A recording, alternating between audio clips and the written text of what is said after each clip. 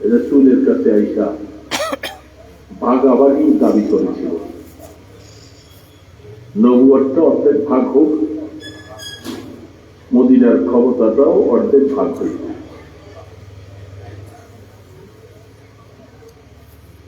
আল্লাহর হাবিব ফরমান,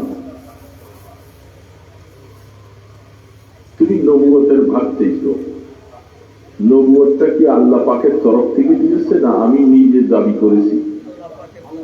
রাসূল বলতেন, যেহেতু নবুয়তটা আমাকে আল্লাহ দিয়েছে, তুমি নবুয়তের দাবি করছ। যেহেতু কোরআনের মধ্যে হাদিসের মধ্যে বিভিন্ন জায়গায় বর্ণনা হয়েছে, আমাকে কোন মানুষ ইমানদার দাবি করতে হলে লা ইলাহা ইল্লাল্লাহ কলেমার পাশে মুহাম্মদুর রাসূলুল্লাহ স্বীকার করতে হবে।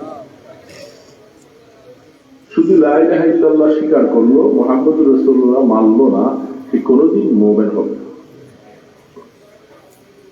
যেহেতু তুমি মুসাইলামাতুল কাযযাব, তুমি আয়েশা নবুয়তের ভাগ চাচ্ছ, মানে তুমিও নবী আমিও নবী।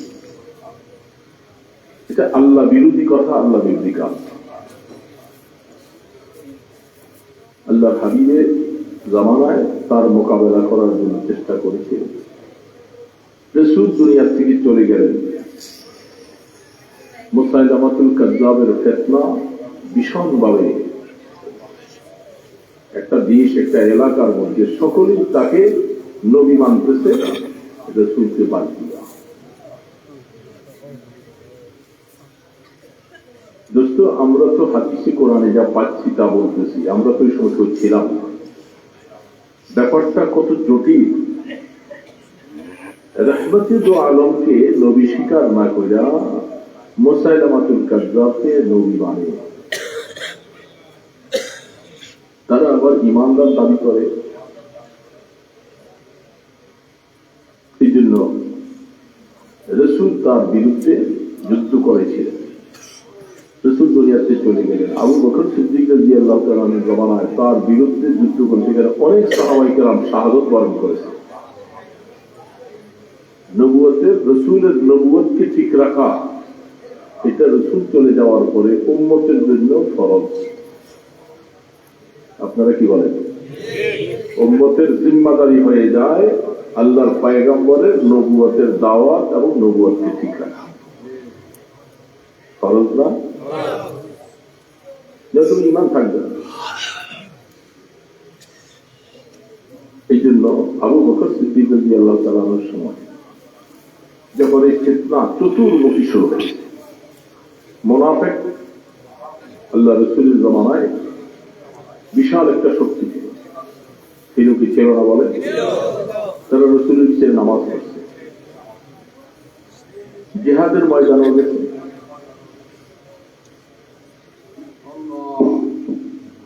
সেটার কারণে চেহারা অনেকে দেখে দেয়, এক সাইডে সরাই যায়, কি দিয়া দিয়া এটাকে সাইডে দেয়, ওই চেহারাগুলি দেখা যায়।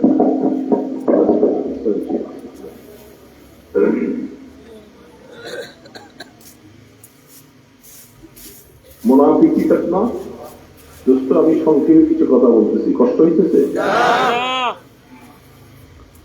মুনাফিকরা তো সারা জীবনে ইসলামের বিরোধিতা করেছে, রাসূলের বিরোধিতা করেছে, অথচ রাসূলের সাথে রাসূলের পিছনে নামাজ পড়ে। কোন নামাজ? উহুদের যুদ্ধে আব্দুল্লাহ ইবনে উবাই মুনাফিকের 300 লোক চালাকি করে উহুদের যুদ্ধের 1000 সাহাবীদের সাথে নাম ঢুকাইছে, আমরাও যুদ্ধে যাব আপনার সাথে। আল্লাহ রাসূল নিয়েছেন 1000 নাম। বদরের যুদ্ধে যারা ছিল 313 জন, যারা শহীদ হয়েছেন এরা ছাড়া 14 জন শহীদ হয়েছিল বদরে। ওনাদের নামগুলি বদর প্রান্তে খোদাই করে লিখে রাখছে, আমরা দেখে আসছি। আর বাকি যারা ছিলেন সুস্থ অবস্থায় ওনাদেরকে উহুদের যুদ্ধে অংশগ্রহণ করে, বাকি ওরা নতুন নাম ইবনে উবাই মুনাফিকের 300। সে কত চালাকি করে নামগুলি ঢুকাই দিয়েছে। যখন প্রস্তাবনা আসলো জেহাদ কি মক্কায় থেকে করব না মক্কা থেকে বাইর হয়ে যাব, যুবক যারা ছিল তাদের সকলের দাবি হলো আমরা উহুদের যুদ্ধে অংশগ্রহণ করতে পারি নাই, আমাদের তামান্না হয়তো মুজাহিদ হব অথবা শহীদ হব। শহীদটা তাদের কাছে এত প্রিয় ছিল, শাহাদত বরণ করাটা এদের কাছে এত গনিমত ছিল। ওনারা বলতেছে আমরা শহীদ হব, আর আল্লাহ পাক তৌফিক দিলে হয়তো গাজী হয়ে ফিরে আসবো। এই জন্য আমরা বাহিরে গিয়ে যুদ্ধ করতে পারি। কিছু কিছু মুরব্বীরা আব্দুল্লাহ ইবনে উবাই মুনাফিক তার দলের লোকেরা যারা ছিল এরা বলে যে না, আমরা মদিনা শরীফ থেকে যুদ্ধ করব, আমরা বাহিরে যাব, আমাদের শক্তি কম। আল্লাহ রাসূল যুবকদের কথাকে প্রাধান্য দিয়া বাহিরে গিয়ে যুদ্ধ করার সিদ্ধান্ত নিলেন। তখন এই উবাই মুনাফিক সহ আরো কিছু তার দলের লোক যুবকদেরকে বলতেছে, যুদ্ধে যদি পরাজয় হয় তোমাদের উপরে অনেক সমালোচনা আসবে, তোমরা রাসূলকে বাধ্য করেছ বাহিরে যাও। যুবকগুলি এই সমস্ত কথা শুনে ভয় পেয়ে গেছে। যুদ্ধে পরাজয় হলে সমস্ত গ্লানি বদনামগুলি সব আমাদের ঘাড়ে আসে। এই জন্য আল্লাহর হাবিব যখন যুদ্ধের পোশাক পরে, যুদ্ধের পোশাক তো বুঝছেন লোহার পোশাক, হুজরা মোবারক থেকে নিয়ে আসছেন মসজিদে নববীর ভিতরে। যুবকরা সকলে যেয়ে বলতেছেন ইয়া রাসূলুল্লাহ, আমাদের দাবিটা ছিল কিন্তু এটার উপরে অনেক মুরব্বীরা অনেক কথাই বলতেছে, আমরা আপনার রায়ের উপরে আমরা সিদ্ধান্ত নিব, আপনি যেমনি ভালো হয় সেটাই করেন। মদিনাতে থেকে যুদ্ধ করতে মনে চাই, আমরা আপনার সাথে আছি। রাহমাতুল আলম বললেন, আমি যুদ্ধের পোশাক পরিধান করে ফেলছি, যুদ্ধ না করা পর্যন্ত এই পোশাক আর খুলতে পারবো না, নবীদের জন্য জায়েজ নেই। আল্লাহর জাতির উপরে ভরসা করেছি। দোস্ত খুব ভালো করে বুঝবো, আমি কয়েকটা কথা বলতেছি, আমরা যে কি অবস্থায় আছি এখন বুঝতে পারি। তিনি আমাদের নবী, সর্বশ্রেষ্ঠ, সর্বশেষ, এবং যার হাতে আল্লাহ পাক কত কিছু দিয়েছেন এগুলি বর্ণনা করার মতো সময় নাই, আর বলবো। সেই নবী নিজে যুদ্ধের পোশাক পরিধান করছে, যুদ্ধের অস্ত্র শস্ত্র নিয়ে সুসজ্জিত।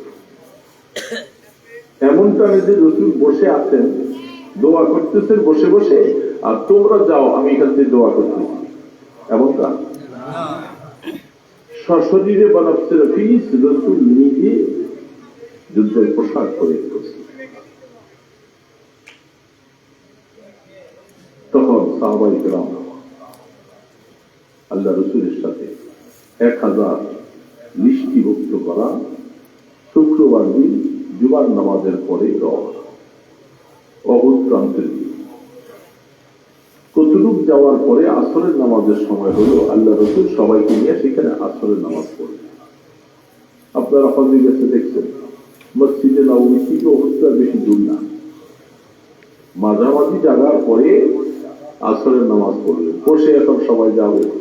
আব্দুল্লাহ ইবনে উবাই মুনাফিক বলতেছে, আমি আর যাব না, এই পর্যন্ত আসছি, আমার ধারণা ছিল আপনি মদিনা শরীফ থেকে যুদ্ধ করবেন, কিন্তু আপনি আমাদের কথা রাখেন না।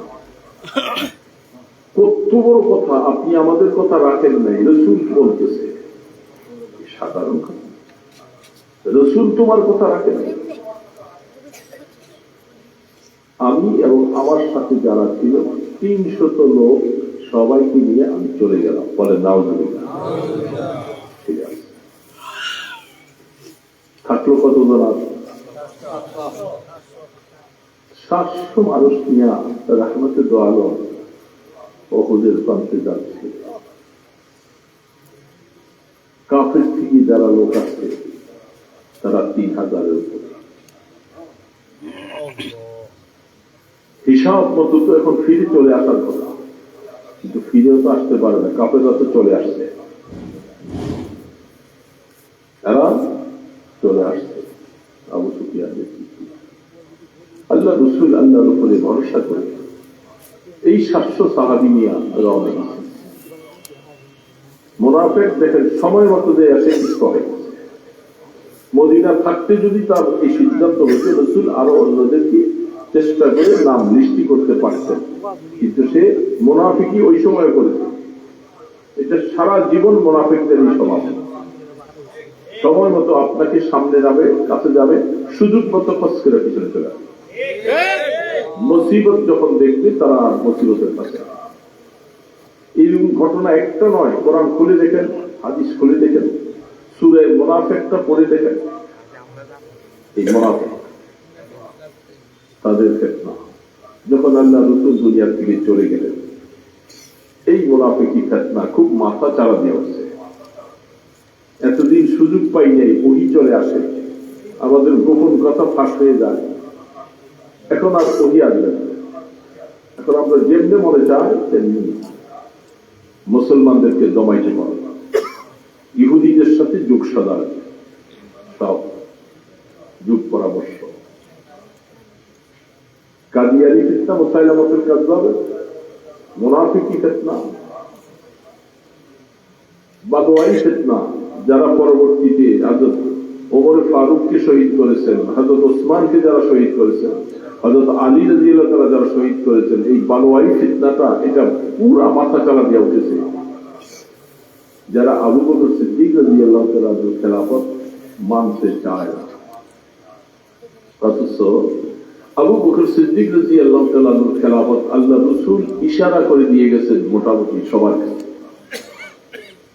দিয়ে দেন নাই, ডাইরেক্ট বলেন নাই, কিন্তু সমস্ত কাজগুলি আল্লাহ রাসূল এমন করে গেছেন হায়াতে যেন আমার পরে খলিফা আবু বকর হয়।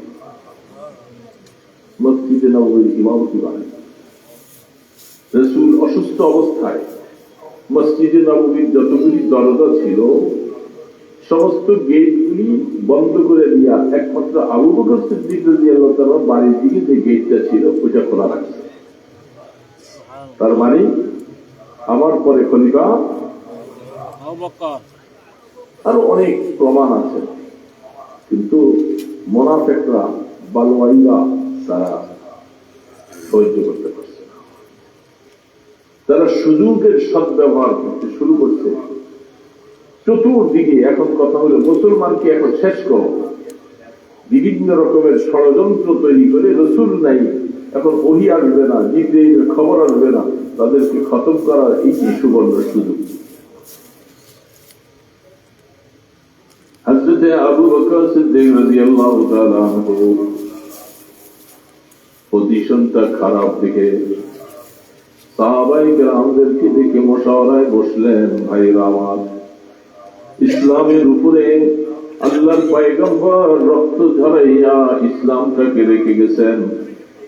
আমাদের কত সোয়া লক্ষ সাহাবী, তাদেরকে জমিনের মধ্যে রেখে আল্লাহ রাসূল রওজা আথারে আরাম করতেছেন। এখন ইসলামটাকে টিকে রাখা আল্লাহ পাক করবেন, আমাদের সাধ্য অনুসারে চেষ্টা করা লাগবে, লাগবে না? সব সাহাবাদেরকে বড় বড় সাহাবায়ে কেরাম মুশাওয়ারার মধ্যে, পরামর্শের মধ্যে বসছেন, বসে বলতেছে খলিফাতুল মুসলিমিন আবু বকর, আল্লাহর নবী দুনিয়া থেকে চলে গেছেন, এখন তাদের মোকাবেলা এই মুহূর্তে করাটা সমীচীন না। তারা এখন একসাথে মিলছে, যত বাতিল ফেরকা আছে সবাই এখন একসাথে, আমরা পারব না। সমস্ত সাহাবাদের রায় একটা, কি আশ্চর্য কথা!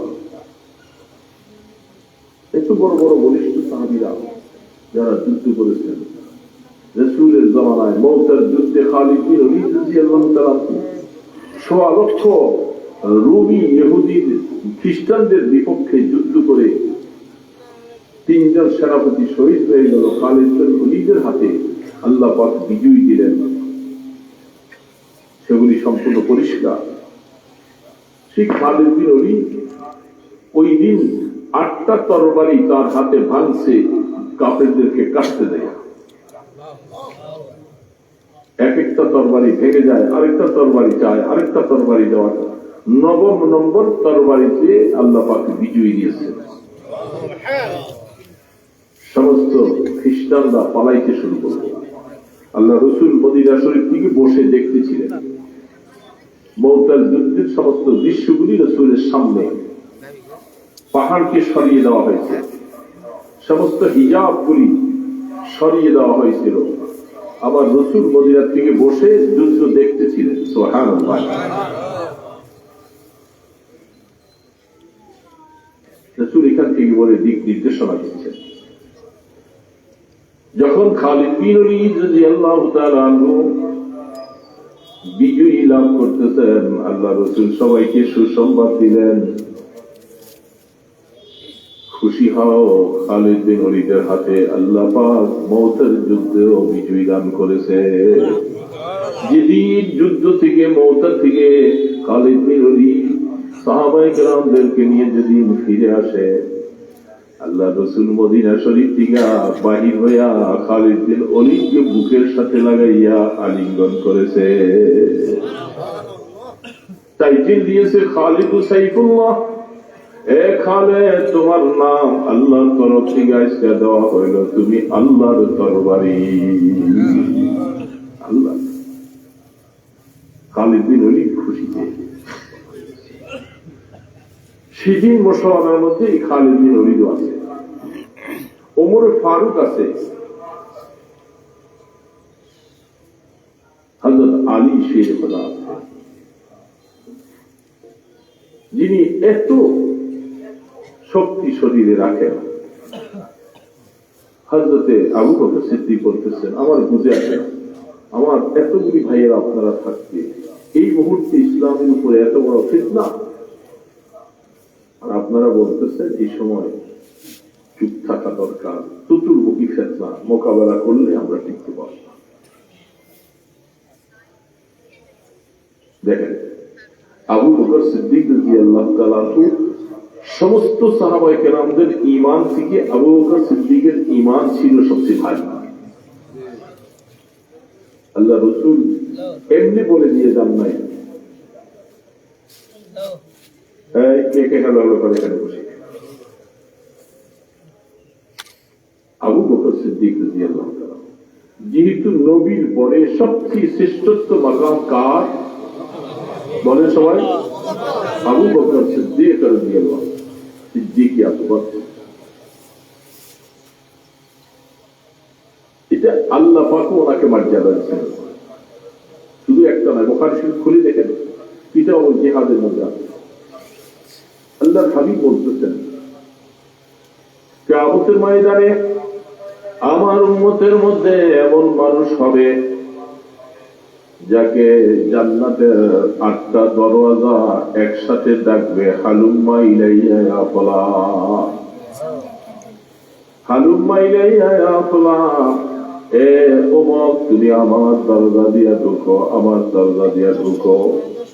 আবু বকর বলতেছে, ওগো আল্লাহর রাসূল, এমন মানুষ কি হতে পারে জান্নাতের 8টা দরওয়াজা একসাথে তাকে ডাকবে? কত আমলের মালিক হলে এই ডাকটা মিলবে? যে সাধারণ কথা না। বুখারী আলাইহির রাহমা বলতেছে, আবু বকর সিদ্দিককে সম্বোধন করে আল্লাহ রাসূল বলেন, আনা আরজু আন তাকুনা মিনহুম ইয়া আবু বকর।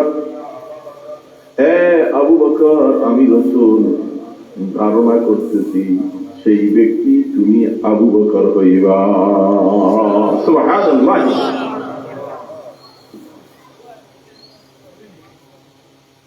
কথাটা শোনা মাত্র আবু বকর সিদ্দিক চোখের পানি ছেড়ে দিয়ে বলতেছে, ও আল্লাহর রাসূল, আমার মতো আবু বকর এই মাকাম হবে। আমি ধারণা করতে পারি না আপনি বলছেন আল্লাহ যেন এই কথা কবুল করে। আবু জান্নাতের আশা, সেই আবু বকর সিদ্দিক কোরআনের মধ্যে আছে مع النبيين والصديقين والشهداء والصالحين وحسن أولئك رفيقا। কিয়ামতের ময়দানে আনআমতা আলাইহিমের তাফসীর লিখতে দেয়া যে আয়াতটা আল্লাহ পাক বলছেন, এরা কারা? যাদের উপরে আল্লাহ পাক নিয়ামত দিয়েছেন, কিয়ামতের ময়দানে যারা আল্লাহর খাস নিয়ামত পাবে, জান্নাতের বাসিন্দা হবে, এদের মধ্যে কারা কারা? নবীরা, নবীদের পরে 2 নম্বর হলো সিদ্দিক, নবীর পরে 2 নম্বর, 3 নম্বরে সুহাদা, শহীদের বয়ান হলো 3 নম্বরে, তাহলে 2 নম্বর নবীর পরে কে? তাহলে আল্লাহ পাকও সিরিয়াল মতো ওনার নামটা 2 নম্বর দেয়, যেটাকে বলা হচ্ছে অনেক সময় হযরত উমর ফারুক রাদিয়াল্লাহু তাআলা আনহুর ব্যাপারে হাদিস পাওয়া যায়, লাউ কানা বা'দি নাবিয়্যান লাকানা উমর। আল্লাহ রাসূল বলেন, আমার পরে যদি কেউ নবী হতো সেই নবীটা উমরে ফারুক হতো। কেউ কেউ বলতেছিল, বিশেষ করে শিয়ারা, আবু বকর সিদ্দিক রাদিয়াল্লাহু তাআলার সাথে তাদের খুব দুশমনী, খুব দুশমনী। তারা এখনো রওজা আতহারে আল্লাহ রাসূলের রওজা আতহার জিয়ারত করতে যায়, সালাম দিতে যায়, তারা আবু বকর সিদ্দিক রাদিয়াল্লাহু তাআলা সালাম দেয় না, তার সম্পর্কে অত্যন্ত খারাপ বাক্য বলে শিয়া। আমরা তো বুঝি অনেক সময় শিয়াদের আকীদা। তো তাদের প্রত্যেক জবাব বলতেছে, আরে তারা বলে, দেখো শোনো, তোমরা যে আবু বকর এত মর্যাদা বলতেছো, রাসূল তো বলছে যে আমার পরে যদি কেউ নবী হবে তাহলে সেই নবী ওমর হবে, আবু বকরের নাম তো নেয় না। বুঝতে পারছেন কথা? ঘুমাইতেছেন বাবাজিরা? সজাগ আছেন তো? আবু বকরের নাম তো নেয় নাই, কার নাম নিছে? ওমরের নাম। এটা হাদিস, হাদিসের ব্যাখ্যায় ওমর বলতেছে, আরে শোনো, যে ওমর আবু বকর সিদ্দিক রাদিয়াল্লাহু তাআলা আনহুর কাছে যে প্রস্তাব দিতেছেন, ভাই ও আবু বকর, একটা জিনিস তোমার সাথে মশওয়ারা করতে আসছি, যদি আমার এই কথাটা রাজি হও। আবু বকর, তোমার একটা রাত্রের আমল আমি ওমরকে দিয়ে দাও, আমি আল্লাহর কাছে বলবো আমার ওমরের সারা জিন্দেগীর আমল আমি আবু বকরকে দিয়ে দিই। আবু বকর সিদ্দিক রাদিয়াল্লাহু তাআলা আনহু মনে মনে চিন্তা করলেন, ওমরের কত সওয়াব, নিজের সওয়াবকে কখনো সামনে রাখে না, এটা সব সময় এটাই বড়রা যারা আছে, নিজের আমল সামনে নাই, নিজের হালাত সব সময় খারাপ। আবু বকর সিদ্দিক এই কথা শোনার পরে মনে মনে চিন্তা করলেন, প্রস্তাবনা রাজি হয়ে যায়। কিছুক্ষণ পরে জিবরিল আলাইহিস সালাতু ওয়াস সালাম আয়েশা আল্লাহ রাসূলকে বললেন, আপনার দোস্ত আবু বকরকে বলেন তিনি যেন ওমরের প্রস্তাবে রাজি না হয়, ওমরের প্রস্তাবে। কারণ আপনার আমলের উপরে সরাসরি কোরআনের আয়াত নস দলিল হিসাবে পাওয়া যায়। ওমর ফারুক রাদিয়াল্লাহু তাআলার জিন্দেগীর আমলের উপরে সরাসরি দলিল নেই। সেটা কবেকার? ওই যে গারি সূরের মধ্যে যেদিন কাফেরদের ভয়ে হিজরতের রাত্রে 3 দিন আত্মগোপন করেছিল, সাথে আবু বকর সিদ্দিক ছিল। ভয় পেয়ে গেলেন, ওই সময় আল্লাহ পাকের তরফ থেকে আয়াত নাযিল হয়েছে, ইযহুমা ফিল গার লা তাহজান ইন্নাল্লাহা মা'ানা। ওগো আমার বন্ধু, আপনার সাথী আবু বকরকে আপনি বলে দেন ভয় পাওয়ার কোনো কারণ নাই, কাফেররা আরো বেশি হোক না কেন সামনে চলে আসছে, কোনো ভয় পাওয়ার কারণ নাই, আমি আল্লাহ আপনাদের সাথে আছি। কি আছে? কথাটা বলছেন কি? আল্লাহ বলছেন। কে বলছেন? আল্লাহ নিজে বলতেছেন আমি আপনাদের বলতে এখানে দুইজনকে মেনশন করেছেন। উম্মত পরের কথা, কিন্তু আবু বকর আর রাসূল দুইজনের সাথে কে আছেন বাবা বলেন তো? আল্লাহ। ওই সময় আবু বকর সিদ্দিক রাদিয়াল্লাহু তাআলা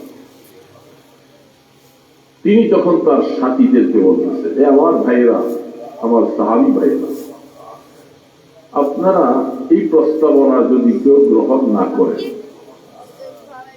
মনে রাখবেন হাদিসে আসবে আসার সাহাবী বলতেছেন, আবু বকর সিদ্দিক বলতেছেন, আনা আখরুজু ওয়াহদা, কেউ যদি আপনারা আমার সাথে না থাকেন, আল্লাহর দ্বীনকে টিকে রাখার জন্য রাসূল যে দ্বীনের জিম্মাদারি দিয়ে গেছেন আর আমাকে খেলাফতের দায়িত্ব দিয়ে গেলেন, এটা আমার জন্য ফরজ। আল্লাহ রাসূলের দ্বীন নিয়ে বেঁচে থাকবো। যদি আপনারা কেউ আমার সাথে যদি না আসেন, আমি আবু বকর একা তাদের মোকাবেলা বেরিয়ে দেব।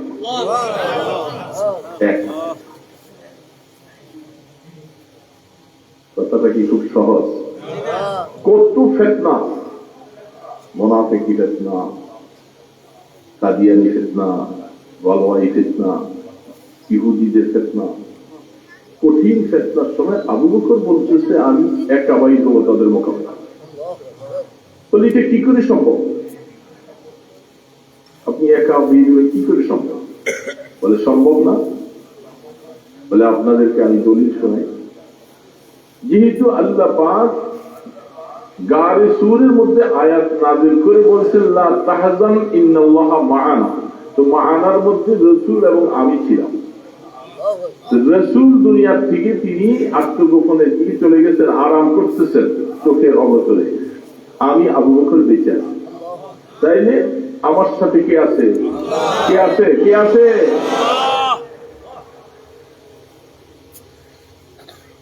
এই জন্য বলতেছি কারো দরকার নেই, কারো প্রয়োজন নাই। আপনারা আসবেন না, যেহেতু আমি চেষ্টা করেছি, প্রস্তাব দিয়েছি, কেউ আসবেন না।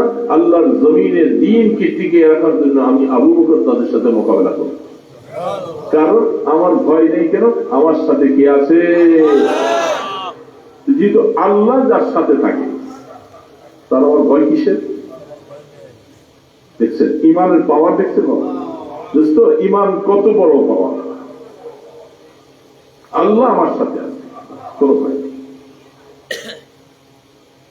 এটা ইমানের অনেক বড় একটা পরীক্ষা হয়ে যায় মাঝে মধ্যে, এরকম হিম্মত নিয়ে।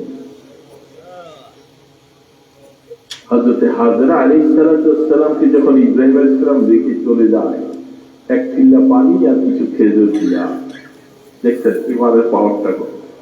একবার জিজ্ঞাসা করতেছে, আমাদেরকে এই অবস্থায় জনমানবহীন, গাছপালা নাই, পানি নাই, এই নির্জন জায়গার মধ্যে আমাদের কিভাবে রেখে যাওয়ার জন্য আপনাকে কি আল্লাহ বলছেন? দেখেন প্রস্তাবনাটা কি। এই কথা বলতে পারতো আপনি আমাদেরকে এইভাবে করে নির্দয়ার মতো রেখে চলে যাচ্ছেন, কি ব্যাপারটা কি? এটা কি মানবতা? সেটা না বলে বলতেছে আমাদের কিভাবে রাখার জন্য আপনাকে কে বলছেন? আল্লাহ বলছেন কিনা এই প্রস্তাবনাটা হাজরা আলাইহিস সালামের মুখ দিয়ে বের হয়েছে, আল্লাহ কি বলছেন কিনা। হাদিসের মধ্যে লেখেন ইব্রাহিম আলাইহিস সালাম শুধু মাথাটা লাইরা বলছেন নাম,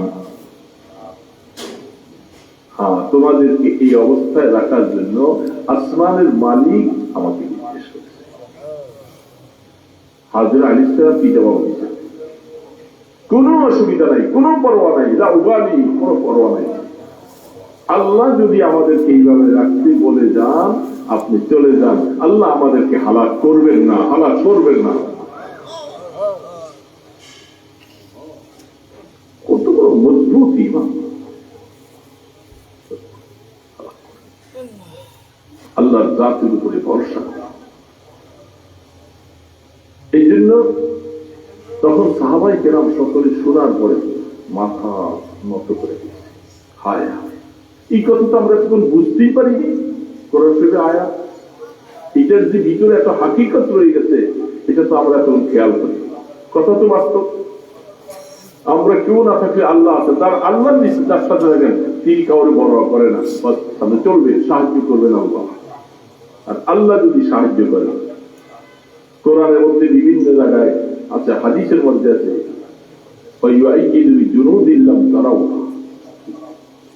আল্লাহ পাক বলছেন হুনাইনে, বদরে, বিভিন্ন যুদ্ধের মধ্যে আমি আমার নবীকে সাহায্য করেছি এমন সৈন্য দিয়া যে সৈন্যগুলি তোমরা দেখো না। তোমরা এরা কারা? বলেন কারা এরা?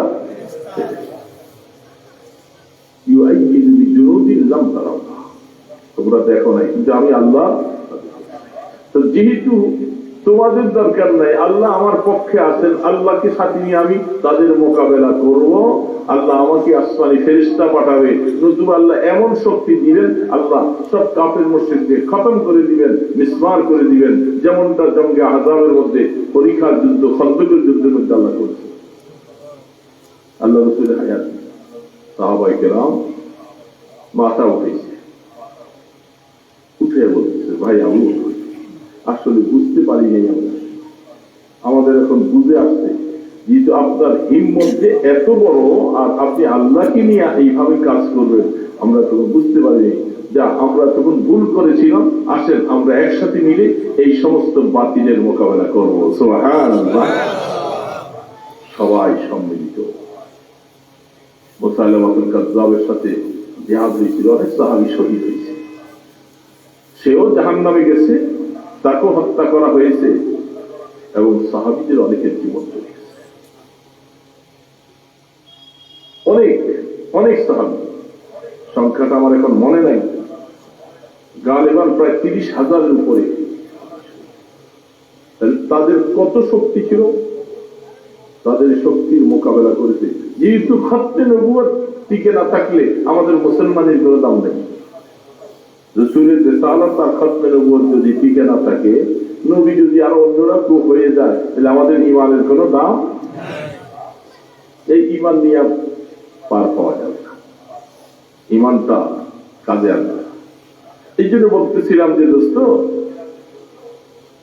আবু বকর সিদ্দিক রাদিয়াল্লাহু তাআলা আনহুকে আল্লাহ রাসূল শহীদ হতে দেন নাই, কারণ শহীদের মাকাম থেকে সিদ্দিকের মাকাম আল্লাহর কাছে অনেক বেশি। বুঝার জন্য বলছি, দলিল উহুদের যুদ্ধের মধ্যে 70 জন শহীদ। কয়জন? এগুলো কি দুনিয়ার ইতিহাসবিদদের কিচ্ছা? কোরআন হাদিসের কথা না।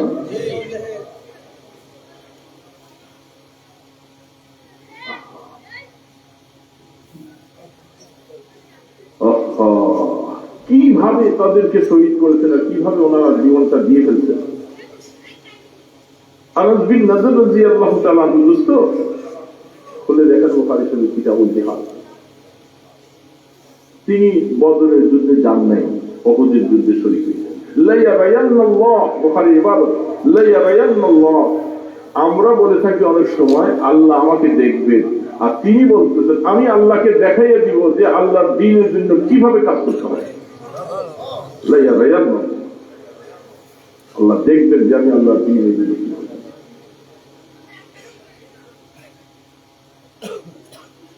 বদরের উহুদের যুদ্ধে, এবং খেজুর খাইতেছেন, একটু পানি খাইতেছেন, মুসলমান ভাইদের শহীদ হয়ে যাচ্ছে, কাফেররা তরবারি নিয়ে ঘমছান লড়াই চলছে।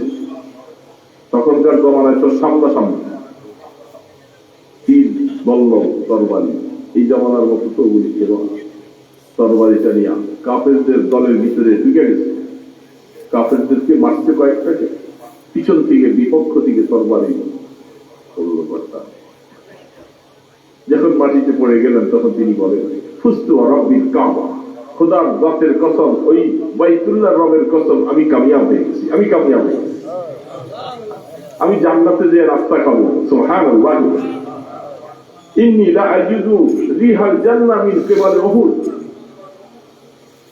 বুখারী এবার তিনি বলতেছেন আমি উহুদের দিকে থেকে জান্নাতের গ্রাম পাইতেছি।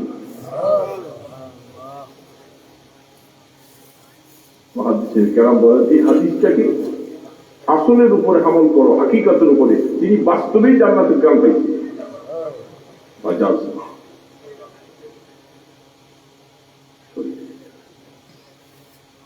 শহীদ হয়েছে হানজালা রাদিয়াল্লাহু তাআলা আনহু, বিবাহ শাদী করছেন। রাসূল বলছেন হানজালা তুমি যুদ্ধে যাওয়া লাগবে না, থাকো।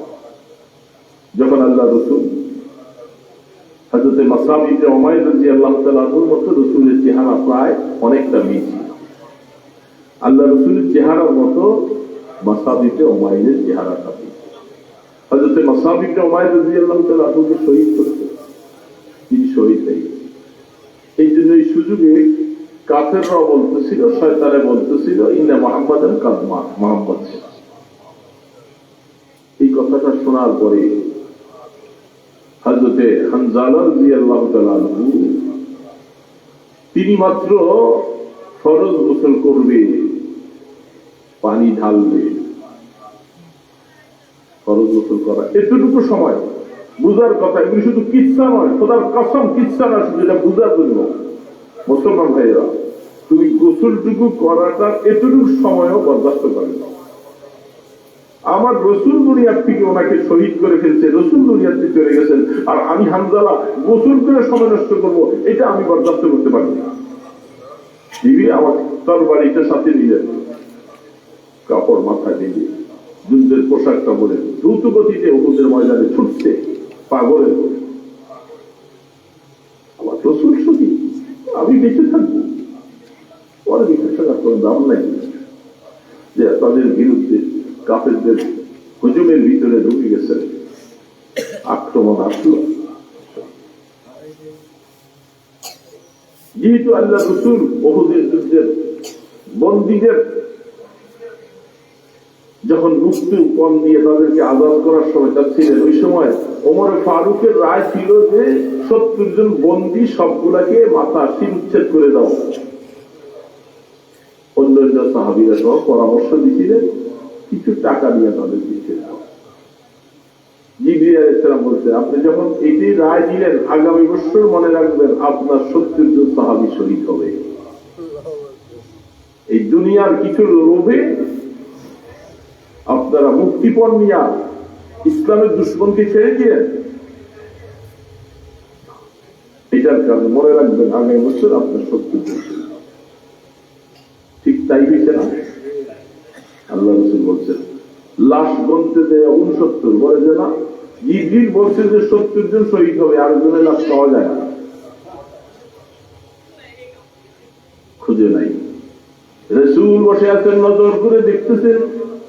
বুখারী আলাইহির রাহমা বলতেছেন হানজালার লাশটা আসমানের দিকে থেকে ফেরেশতারা রাসূলের সামনে এনে হাজির করলো। শরীর থেকে পানি ফোঁটা পড়ে।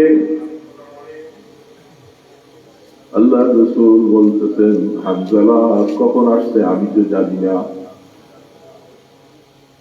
তখন পিছন থেকে হানজালার স্ত্রী যখন খবর পেয়েছে দৌড়ে আসতেছে। মহিলাদেরকে ময়দানে আসা নিষেধ, সাহাবাদেরকে বলতেছে তারা নরম দিলওয়ালা, তারা যেন ময়দানে না আসে, এদেরকে বারণ করো। হানজালার স্ত্রী বলতেছেন আমি শুধু একটা কথা জানাইতে আসছি, আমি শুধু সামান্য সময় তার সাথে স্বামী স্ত্রীর সম্পর্ক হলো, আমি একটাই গর্ব করতেছি কিয়ামতের ময়দানে আমি শহীদের স্ত্রী হব। শহীদের